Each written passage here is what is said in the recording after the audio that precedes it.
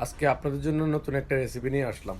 দেখেন, পিওর কচুর শাক প্রবাসের মাটিতে, দেখেছেন? একদম পিওর ফ্রেশ ফ্রেশ কচুর শাক প্রবাসের মাটিতে হয়তো পরিবার পাওয়া যায় না, মানে ফ্যামিলি পাওয়া যায় না, কিন্তু বাকি সব কিছু পাওয়া যায়। একদম ফ্রেশ ফ্রেশ কচুর শাক। আজকে কচুর শাক দিয়ে চিংড়ি মাছ রান্না করব। এই হলো চিংড়ি মাছ। চিংড়ি মাছ দিয়ে এখন রান্না হবে।